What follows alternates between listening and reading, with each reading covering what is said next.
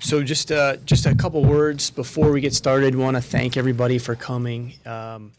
Appreciate your time. Obviously, this is our 12th season of Thunder basketball in Oklahoma City, and I just want to make a few comments and then open it up to you guys for questions. So, first, obviously, coming into this season, I think much has been written and said about the transition that the team has gone through this summer, and while that's the case, I just think it's commendable that the energy that our team, players, both new and returning, have shown coming into the offseason has been really remarkable.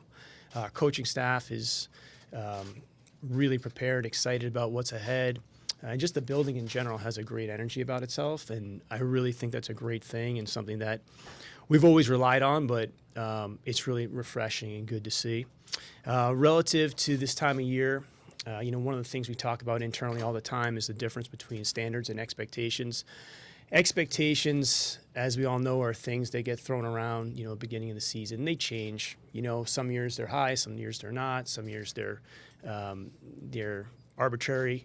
What we've always tried to focus on internally is just internal standards, the things that have really drove our success over the years, things that are within our control. And it's our belief that, if you have really strong internal standards, then the expectations can be set externally, but they're usually a result of the work that's done internally to those standards. So things like commitment to playing hard, playing together, a real appreciation for the fundamental aspects of the game, supporting one another, sticking by one another during the good times and the bad times, picking people up when they're down, and not letting people get too far, their heads in the clouds when things are going well and not too dark when things aren't. So, those are things that we've always stuck to, and, our commitment is to continue to do those things at a high level inside the building. Relative to this season, I think we've got a really interesting mix of not just new players and returning players, but also veteran players and young players. I'm excited. I think everybody's excited to watch and see how the team comes together through the year. I think this team has a significant amount of discovery, within it in terms of just learning about the new players that we have and how they fit with the existing group. And I think it should be really exciting to see. I think when we look at a season over the course of the 11 years we've been here, our best work has always been when we focus on process and not just simply outcome. And I think for the majority of time we've been able to do that. So taking an 82-game, approach, making sure that, we're not using all the bullets on Monday night at the expense of Wednesday, Friday, and Sunday, but really being intelligent about how we manage the year. Watching the development not only of the individual players throughout the season and their pathways to improve, but also the development of the team. Those are going to be the focuses that I think will be important for us to optimize this season. Obviously, we say this all the time, and it continues to be the case. Like, what we want to do is be playing meaningful basketball at the end of the year. We want to try to do everything we can to put ourselves in position to optimize the group that we have, and there's just no shortcuts to that. And it comes back to the commitment to the process that's in place and being willing to be patient with that as we go through it, especially with as much change as we've experienced. Last thing I just want to speak to, and then you guys can ask me whatever you want, is much has been talked about, obviously, with our offseason about just the long-term, outlook that we have for the team. Nothing has changed in that respect. We're still 100% focused on building the most sustainable path for an elite team in Oklahoma City.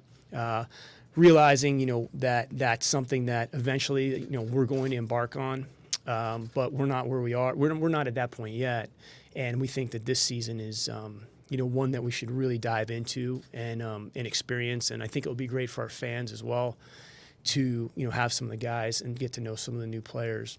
But long term, we're not going to do anything that will sacrifice the long term plan that this organization needs to take long term in order to build that type of sustainability. And that's something that Clay and myself talk about quite a bit. He is 100% understanding and behind doing something that's sustainable for this organization. And he understands the circumstances and the rules and the system as well as anybody. And, that commitment is still firmly there. And I'm excited about, both the long-term outlook of this organization, but I'm also really excited about what's in front of us this season and watching this group play together and grow together. So with that, I'll answer any questions. Can you give us an idea of the thought process behind the beard? All right. So, I have an incredible family, incredible wife, and she has always allowed me a couple days over the summer to get away and clear my head, to generally think about the year ahead and spend time reading and writing in my journal and things of that nature. I went to Vermont and let it go for a little bit, and then when I got back, nobody seemed to have a problem with it. So I just kind of let it roll for a little while. I can't tell you that this is something that's going to be around that much longer, but that is really the story behind it. So thank Vermont. Great year, awesome. With such a young squad, do you see having a different approach in the way you approach the way you develop the players as opposed to in past years, or is it the same Thunder way as you? I think that it's an interesting question. I think the team as a whole has a really interesting mix. We're talking about a team that has Chris Paul, Gallinari, obviously Steven, Dennis, and so there's some real stalwart type players on the team. That's one of the reasons we're really excited about it. We've never looked at in our 12 years here. We don't really look at it like young players or necessarily like veteran players per se, as much as like players and how can we be the best version of the team over 82 games. Some players more about because they have a body of work. Other players, you need to give them some runway to understand what it is they bring to the table, and they could produce at a much higher level by game 50 than they could by game 5. But that's the art of managing an 82-game season. I think our coaches, as I've said, years and years now, no one works harder than Billy. He's one of the hardest working craftsmen I've ever been around. And I think that, some of the changes on this with the assistant coaches have been really healthy, really good, really positive. Those guys have done a great job this offseason.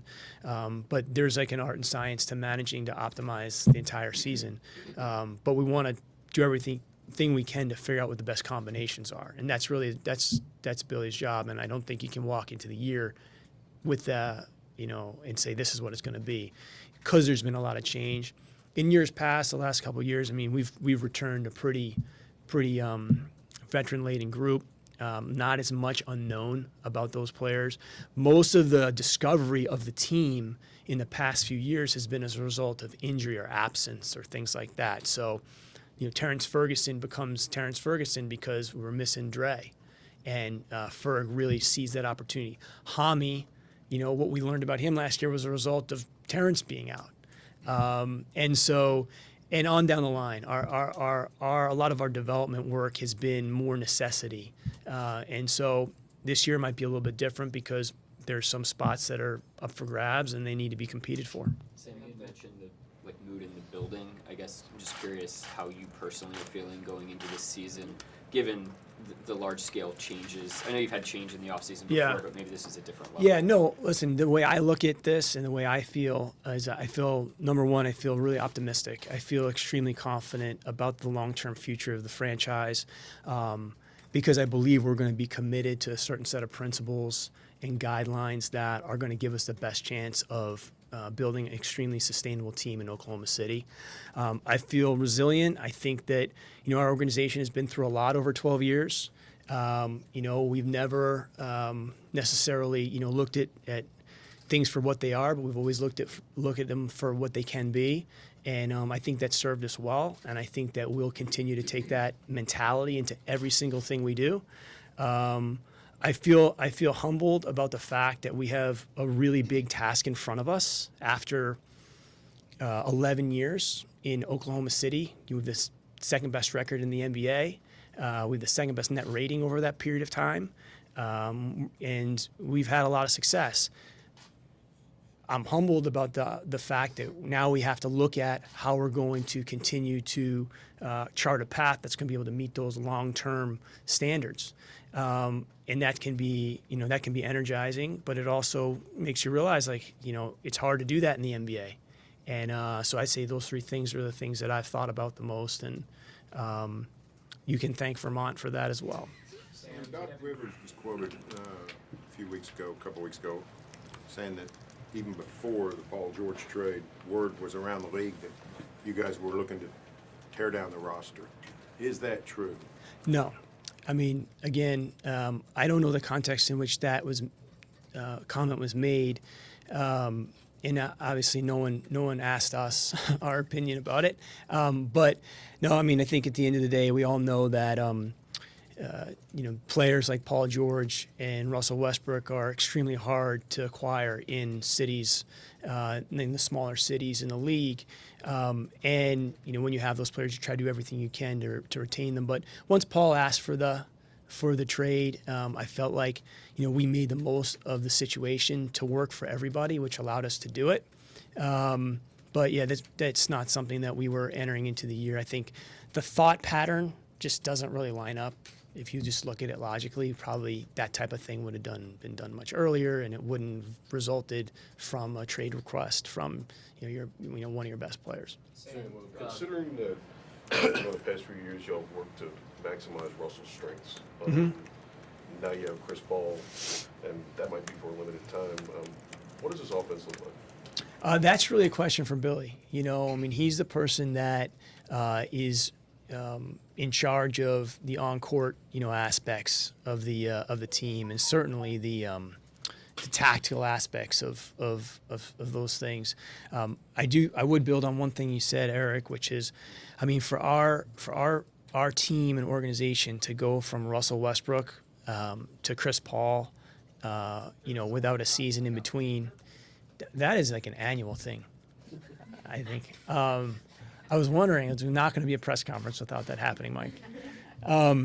But for our fans to go, from one season with Russell Westbrook to the next season with Chris Paul as another Hall of Fame player, to play in Chesapeake Energy Arena in a 12-year period of time is remarkable, and we're extremely excited about it. There's going to be like I said earlier, there'll probably be a period of discovery for us to figure that out, and for Billy and the group to figure out, those style of play questions. But I think Chris Paul is going to have a really, really good year. I think, number one, he's in incredible shape. I just was with him this morning, and, this is a guy I think sometimes things get, overlooked as to how good a player he is, and the impact he has on a basketball game, primarily because of his mind. He's just a brilliant basketball thinker, and he sees the game extremely well. So I think that will bode well.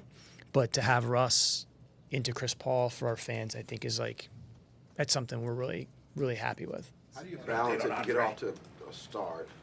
And Chris is still a good player, and there's going to be talk about him moving around the league all until something doesn't happen. You're playing really well, but then you get a good offer.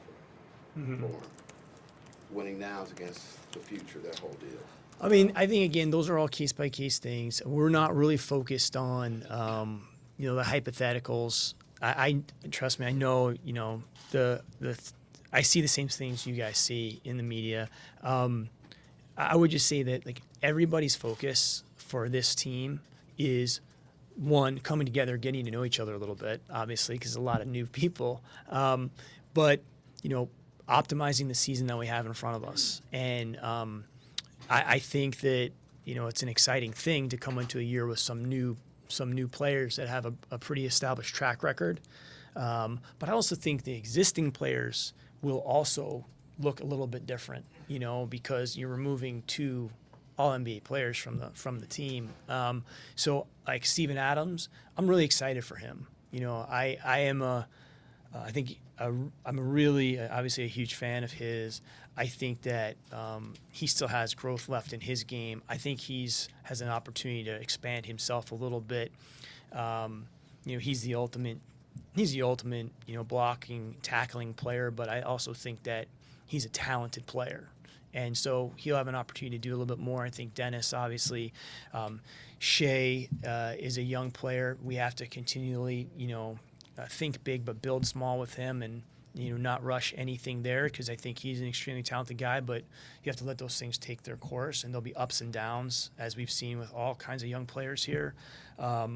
Gallinari, I think, is just an absolutely beautiful player to watch, just because of his skill level and his understanding of the game. So I think we have enough on our plate there to focus on.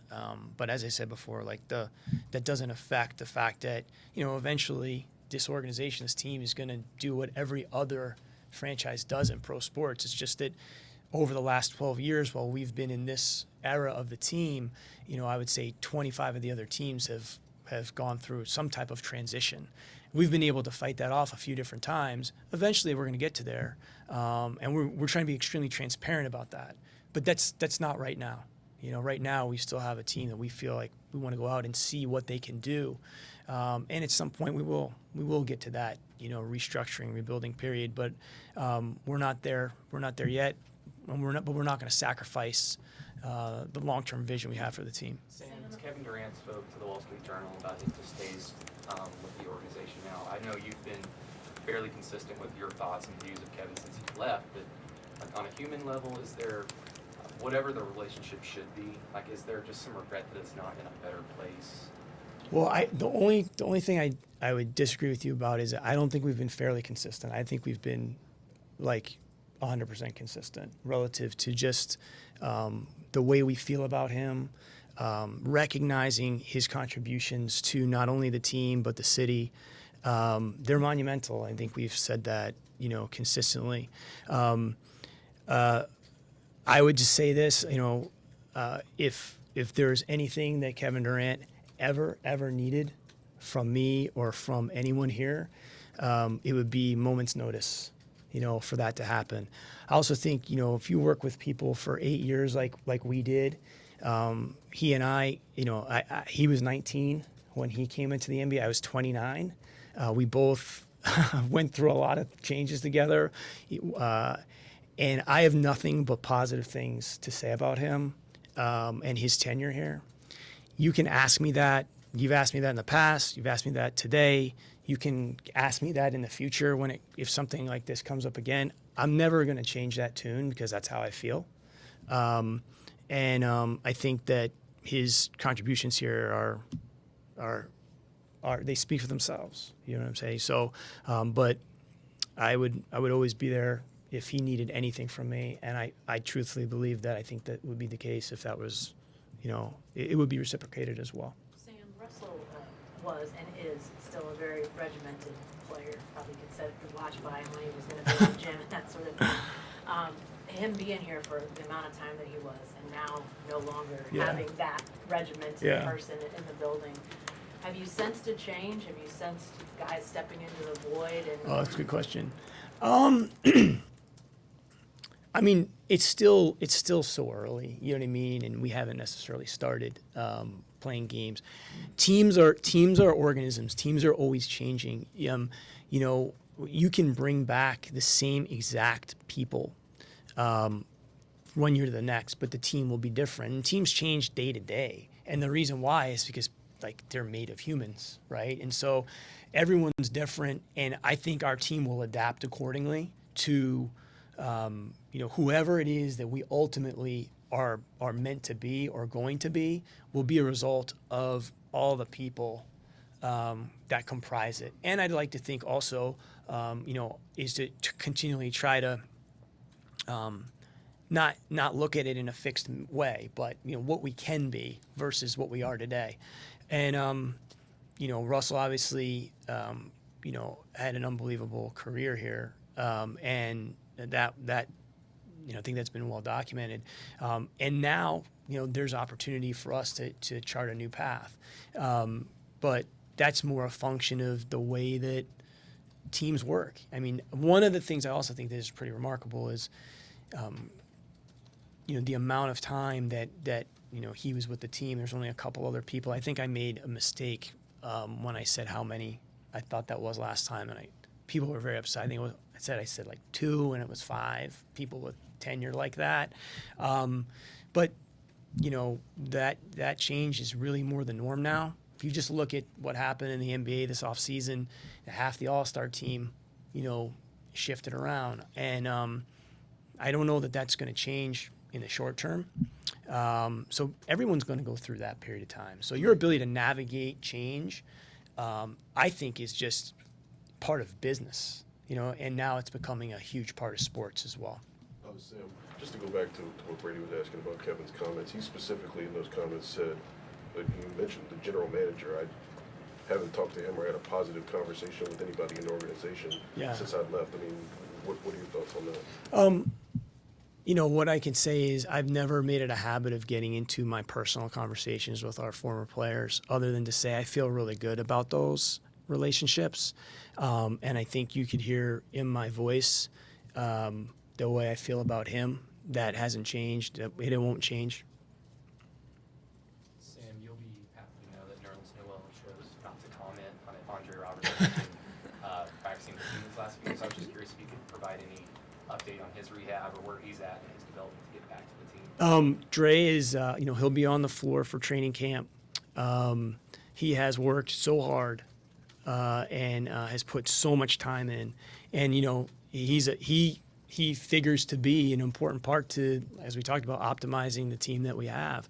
I think we also know that he was a big loss for us last year, but he'll be on the floor for training camp. We'll obviously manage him closely because he hasn't played a lot of competitive basketball in a while, and we have to be really supportive as he goes through that return to play process.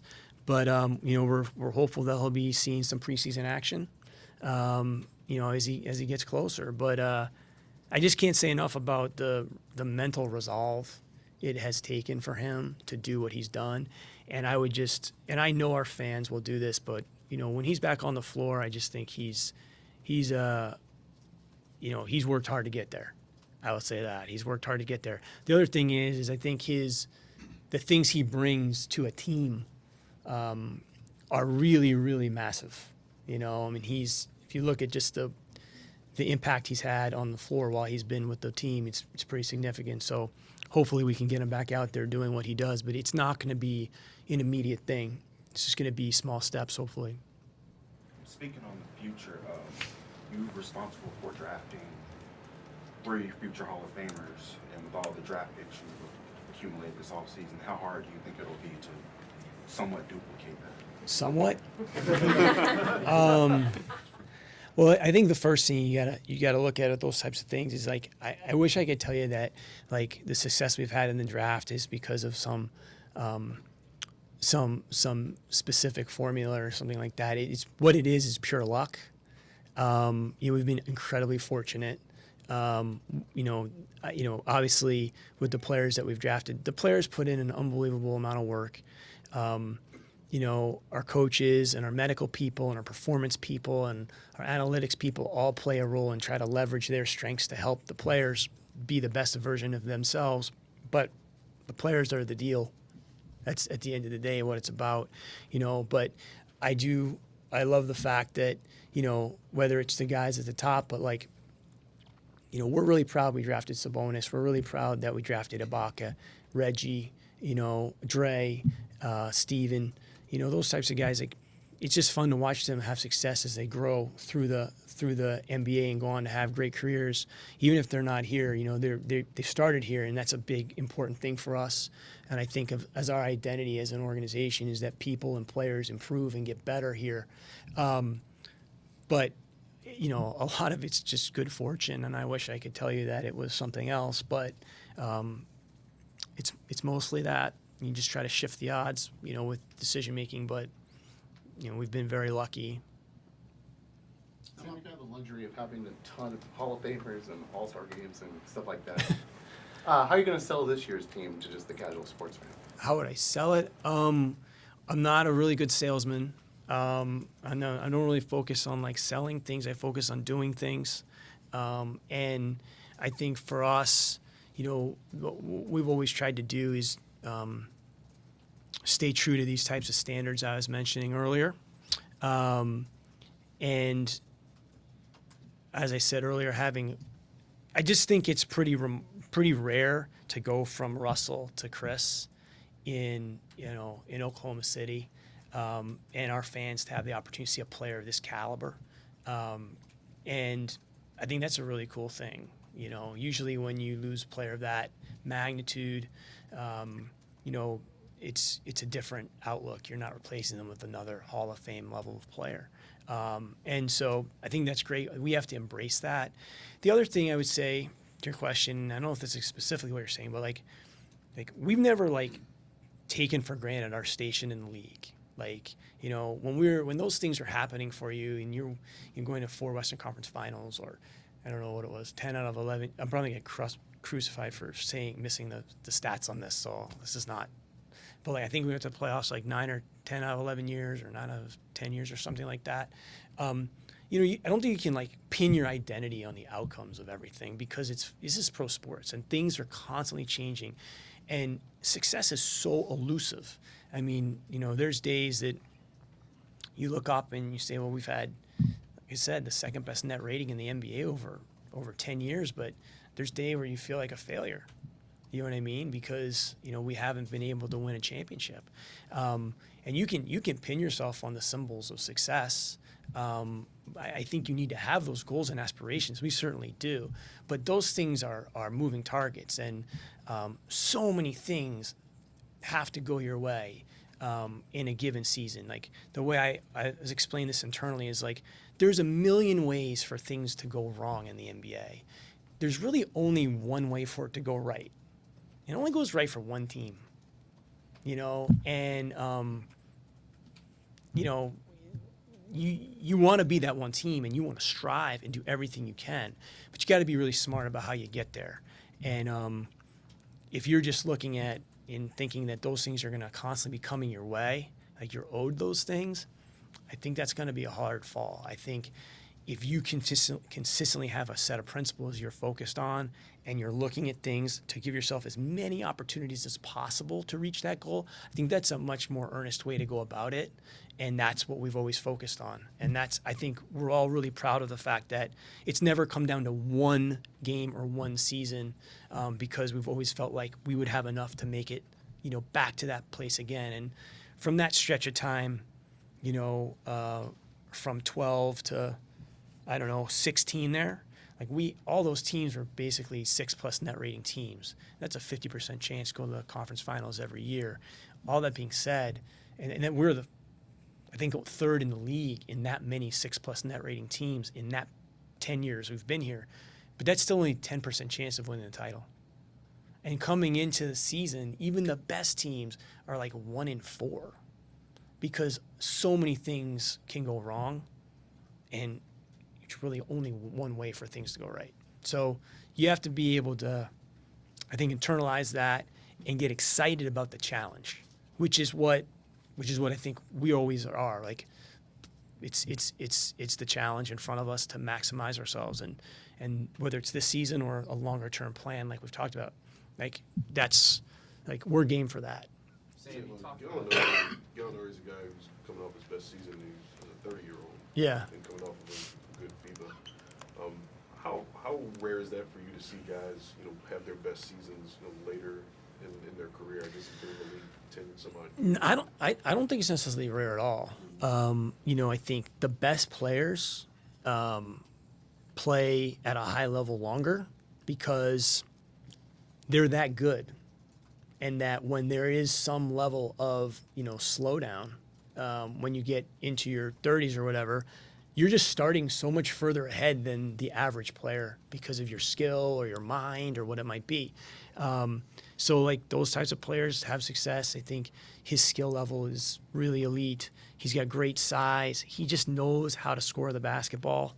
He's got a lot of experience. He's played in a lot of situations, and he's been a really fun guy to get to know. He's a great sense of humor, and he's a baller. I told him this story, and he got a kick out of it. Probably doesn't remember. We went to dinner when he's here, and I said, you play a role in my in my family, because I went over to see him play when he was in Milan as a young player. It's like 20 years old or something like that, maybe younger. And at the time, I was courting my future wife, and I was in Milan going to the game, and I was like, I gotta come home with something from Milan because it'll really impress this girl. So I got these books on Italy that I lugged home with me. They're thick, and somehow, some way, they have made it.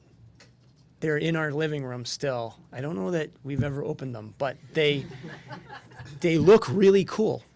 And so I was walking out the door to meet Gallinari for dinner, and I noticed them, and I was like, wow, what a long, strange trip this has been, But yeah, those books have been around as long as the first time I got to see that guy play, and he was really good in that game. Probably why I also remember that trip. But it's not abnormal for those guys to exceed later in their careers, especially with the advances that we've seen in sports science, medicine, rest, recovery, nutrition. And the players have just become so much more dedicated to their craft in a way. And I just think they just didn't have necessarily some of the information, and we didn't. But their own interest in education in these things has really been accelerated. And for us to keep up with that as an organization, to make sure we have answers to these questions, and if we don't have answers, where can we go get the best outside resources to help with these questions in terms of career extension or nutrition or preventative measures that we can take. I think Chris is a great example of he's made a big commitment to some changes in his performance training, and I think he's going to really, really bear the benefit of that, as well as some nutritional decisions he's made. And so I think guys are playing longer also because of that. What do you see in Markel Brown? He's to me, he's like a professional scorer. We obviously know him well because of his ties here. He's been around our gym for years. It's funny, like he's been in and out for whether it's pickup games, workouts, things like that. And those are guys that we're always rooting for, because people often think about professional basketball in the United States as bright lights and 18,000 seat arenas. And players like Markel have fought and clawed to earn a living playing the game they love, and it's taken them to all these different places all over the world. We have a guy that I'm extremely proud of, in Eric Maynor, who is going to be coaching with our blue team, and kind of following what we're establishing is almost like a former Thunder alumni coaching internship program. It worked well for Royale, obviously, and Eric's in it now. And Eric had great years here, but he also played overseas, which I think gave him a totally different perspective on the game and appreciation for the game. And those experiences like that Markel have, or like an Eric Maynor have, or Royale has had, I think that really helps those guys for life after basketball as well. Sam, you talked about Dennis Schroeder already. With the situation that Chris Paul has, and you also added Shai Gilgeous-Alexander, I would imagine this wasn't the situation that he had originally signed up for. It's one thing to back up Russell Westbrook, but could you give any updates as to where his mind's at going into the season with this team? Yeah, well, relative to Dennis, like when he when we acquired him, he knew that it would be a different situation than what he had in Atlanta, just by way of the level of the team. And what we have here now is, I think, a pretty unique opportunity to see what we can do with those 3 ball handlers. I think it's well documented that ball handling and the ability to create opportunities for yourself or others is a pretty high premium in the league, especially with the way that the game is officiated and the value of getting into the paint. I think having those 3 guys is it's a real positive. Now we've got to figure out how to leverage that over 48 minutes and use that to our advantage. But Dennis is a huge talent. And he showed us that. I mean, throughout last year, I mean, I don't know how many games there were last year where he ended up with 18 points in the second half to kind of give us a jolt or help us win. And so I think those are the things that have to work themselves out. I'm not going to sit here and tell you we have like the specific rotation set out. And I would think that would be a massive mistake if we did. And that's part of like kind of where we are is like, and we need to embrace that there probably will be some, discovery with how we see the team develop over the course of time. And that Billy's got to make sure that the team is growing through the season and not just staying fixated because that's how we started. And Dennis will be a huge part of the team. He's just that talented. Sam, you've talked consistently since probably your very first press conference here as general manager about building roots for this franchise and the long-term longevity. You mentioned it first off, 12th year. I mean, is there a point where you get to, whatever year that you start to feel like, all right, we've sunk in, we're here, that you kind of get to stop worrying about getting the roots and the longevity of this franchise in Oklahoma City? Well, I wouldn't say worrying about it, but I think you can never take it for granted. And one thing that I would say is, one thing that's deepened our roots, probably more than anything, is the adversities that we've faced, and we've had our fair share of those things. And the way we've responded to those, I think, have hopefully been representations of the values of the city that we represent. The way we go about our business. When we do get knocked back, dusting ourselves off, getting up, taking steps forward. Putting a huge value on the doing and not the saying. And I don't know, I mean, all of us that have had the benefit of being with the organization from its inception, and I mean people that aren't even here anymore, you know what I'm saying? But if you've been here in the early stages, I just think that it's really humbling to feel like you're a part of something that's being established that will be around long after all of us are no longer here, representing the logo behind us. And so like, I don't think you can ever take that for granted. I think you've got to always be focused on, putting the organization first, trying to stick to the principles and values that we've established it with. All that being said, evolving with the world around us, because when you have an extended period of time like we've had together, and with the success that we've been fortunate enough to achieve, there aren't a lot of like reset opportunities or refresh opportunities, and that's a good thing. But you still have to preserve your values and principles, but also try to modernize those things as well. And I feel like we've tried to make an effort to do that. I mean, certainly not the same organization we were in 2008 when we arrived, and that's a good thing. But I think the adversities that we've faced, and as much as the successes we've had, but in our response to those, hopefully have embedded us. We're not perfect. We certainly don't have a perfect scorecard in any respect. But we are trying to do the right things for the city, for the future of the team, and position ourselves all the time so that there's a brighter day that we can look toward.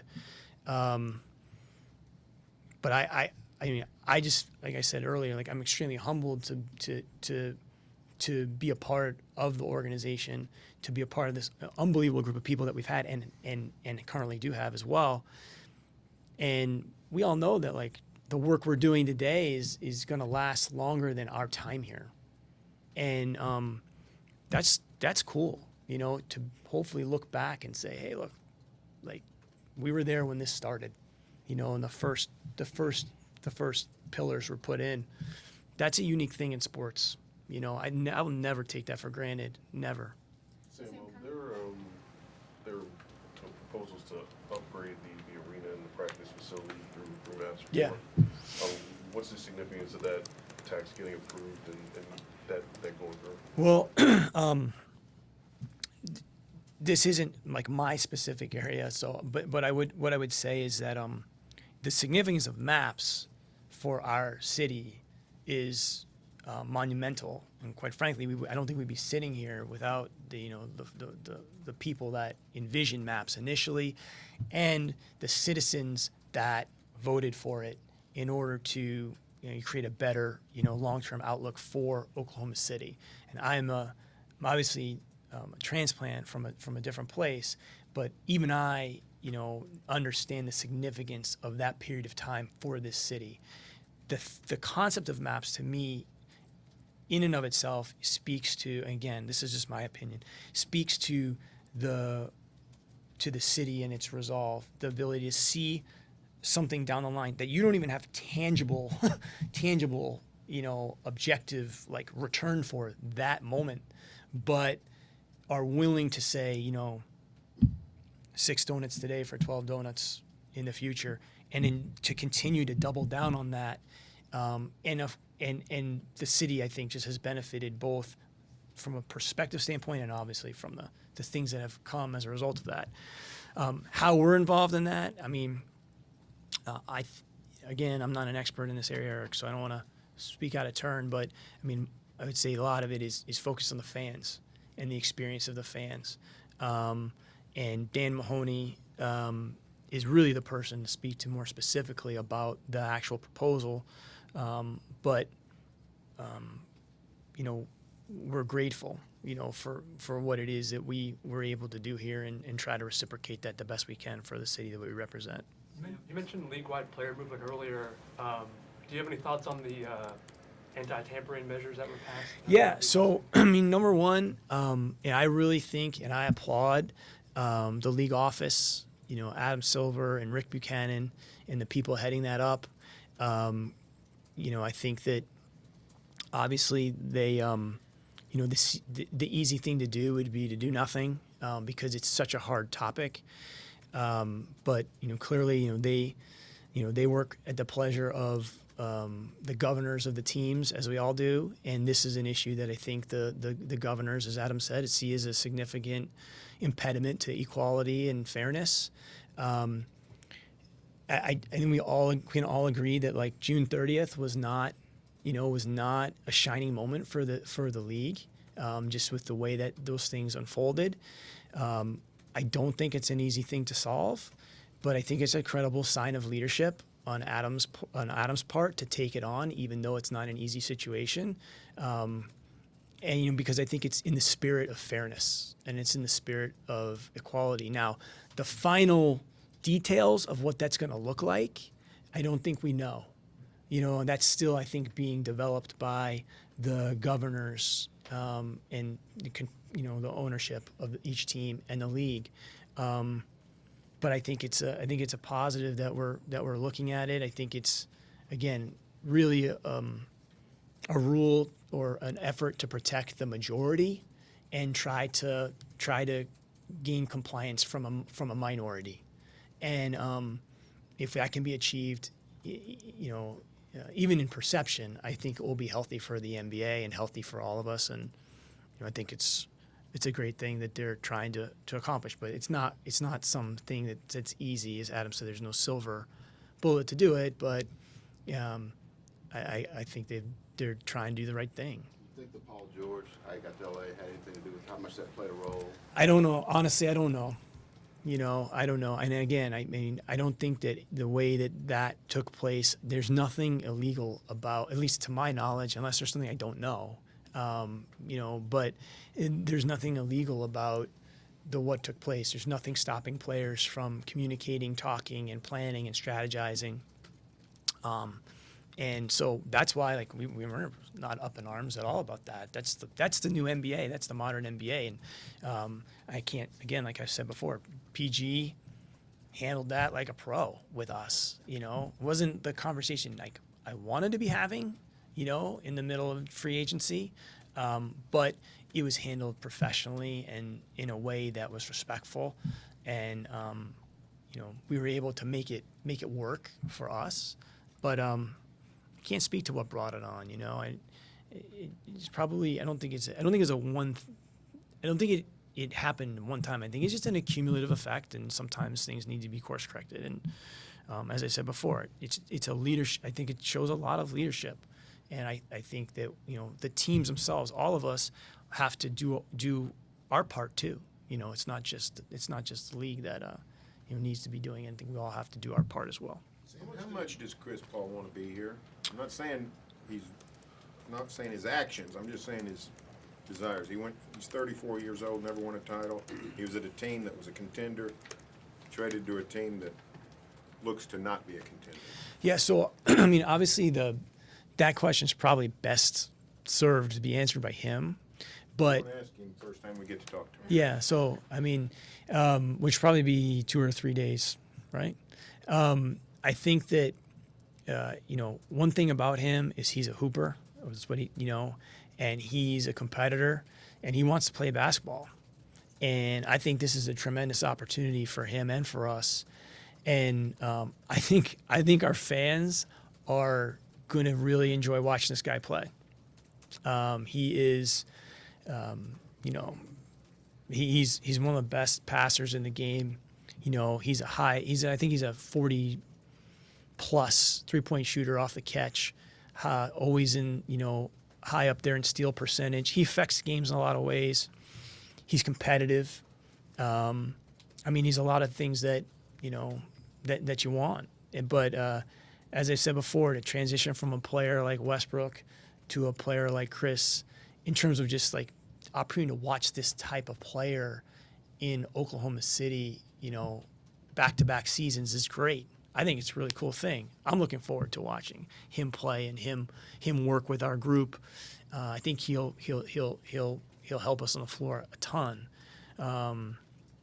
He's just a really good basketball player, you know, and that's not obviously comparing those two players. I mean, just these are two of the greatest point guards to ever play, and to have them both here back-to-back years is remarkable. And usually you don't move on from a player like Westbrook and get a player like Chris Paul back. So, you know, we're grateful for that, 100%. Sam, what do you want to see specifically passing down from Chris to Shea? Oh, well, I mean, that's one thing Chris has already done is he's built really good relationships with like the entire group. When we first acquired him, I mean, that was one of the first thing he did was get a lot of the numbers for the different players and galvanize the group. I think like over text from what I gather, again, like I don't know that it's like specific things, but you know, Chris is a craftsman. What I would say about Chris is he's a technician. Actually, if I were to use a word, he's like a technician. The guy, you know, really understands every aspect of the game and the profession, and he's really got it locked in. Pretty impressive. You know, I think everybody, you know, on our team can pull something from him. And even while he was here playing pickup, you know, earlier in the summer, just, you know, the way he would communicate with Terrence or Baisley or things like that. I mean, those are things that, you know, I think he does naturally, will be positive. But Shea's his own guy, and he's a talented guy. But as we've all seen, like young players, they go through ups and downs. They go through a lot of adversity. I would think Shea will be no different. But we're not going to be able to put I think the one thing people make mistake of in at least in basketball evaluation and development evaluation is like you can't evaluate people every day. You know, like if you evaluate daily, like you're inevitably going to end up being frustrated. So, you know, you have to let the process play out. You have to evaluate periodically. But if you're constantly, you know, checking the temperature, and that takes away the ability for people to to stretch themselves and try new things. And everyone's just trying to play within a box because they don't feel like they can, because they're being like evaluated, for more or less playing time every single time, you're not going to get the best version of them. So I think, we have to understand that there's going to be times where Shea might have a bad stretch of time, but like that bad stretch of time could be the catalyst for, a stretch of time that's really good. That's twice that amount of time, and so we've always tried to take that vantage point on our players and our player development. What can you say out of Baisley? He didn't play the last year, but you got to see him in summer league. How much you think he can help you? Is this kind of a transition year? Myron, I think it's a great question. I don't know. I mean, I've sat up here in the past and had similar questions with people, and they said, Sabonis is really young. How is he gonna, how much is he gonna play? And I'm always hesitant. Same thing with he ended up starting for us. Same thing with Ferg. Like, I mean, he was extremely young coming in and on a little bit of an unknown because he played in Australia, and he ended up maybe playing a little bit that year. I don't know the answer to that. I think he's got really good tools. He can really handle the ball for his size. I think he's got some unique nature as a player, but how much he's playing or where or what position, I think again, coming into the year with some deterministic view of like, well, he can't do this because of this, or he will do this because of that. I think that boxes yourself in. And so we can't do that with this team. We can't do that with any of our players ever. We need to let them declare themselves. And I also think one of the things for us as a team and organization over time is we have a really, really collaborative and integrated development process. So all of these different people within the building are contributing to the development of the player, whether that's, they may not be getting X amount of time, but our performance team might be making massive strides with them in the weight room or medical area, taking care of some preventative measures that will keep the player healthy for a really, really long time, or even just education on, nutrition or sleep. All that stuff goes into the development process, acclimating the player to the community, and getting them ingrained in like where we live, what we represent, onboarding that person effectively. All that stuff is part of development, for us. So how much they're playing obviously is really the pathway and the key to more. But there's other things that can be done, in the surrounding disciplines as well. I don't know how much he'll play, but I know he will take positive steps and has in a lot of other areas so far since he's been here. What is it bringing back Brian Keefe to the staff? BK obviously is one of those people, based on what Jenny's question was earlier, he was here, we were practicing, next to the pre-arena plant, and, was part of some hard times and some great times, has left and gone on to, other opportunities. He's got a very unique experience in the sense that he's worked in the two biggest markets, in the NBA, and also like one of the smallest now. It's pretty extreme. The commutes are different, amongst other things. I think he'll be a positive. Billy spent a lot of time with him this summer, and really connected with him, felt like he would be a positive addition. I think not just because of his prior experience here, but also just because of the things that he's learned by stretching out and going and seeing some other things, which is, obviously a positive. And we're really blessed because we've had several people that have moved on to other things and then come back. Mo Cheeks obviously is someone that's returned. BK, Dave Bliss, who's on our coaching staff now, he's returned. Rob Hennigan, went from here to Orlando and he's returned. So, when those people stretch out, see other things, we get the benefit of people coming back and adding new things to us and enlightening us and helping us evolve. And the fact that they want to come back here means a lot to all of us, because it means that, they feel somehow connected. And Maynor is another guy like that. Nazi, Collison, all those guys are a part of what we're doing, and that's part of the kind of the environment, the family group that we want to have over over time. Hopefully, they won't be the last. This is a different group Billy's worked with. I mean, you don't have the established veterans, the star players, so to speak, I guess outside of Chris. But younger guys, is there a particular mix that maybe, because he came from college, that allowed him to maybe work with this group a little bit different than, say, the past groups? Well, I mean, change in the NBA is becoming, as I said earlier, like that's just kind of the norm. I mean, just because shorter contracts, the cap spike, the downstream effects of that, more cap space, the player movement like phenomenon, I think has put the ability to be adaptable as a head coach like really on display. I think that's one of Billy's strengths. When we brought him on, I guess in the summer of 15, like that was one of the things we talked about was his experience as a college coach and the team's changing quite a bit, year to year. I think adaptation and evolution are important things. I think he's going to do a great job of that. He has done that over the course of his time here.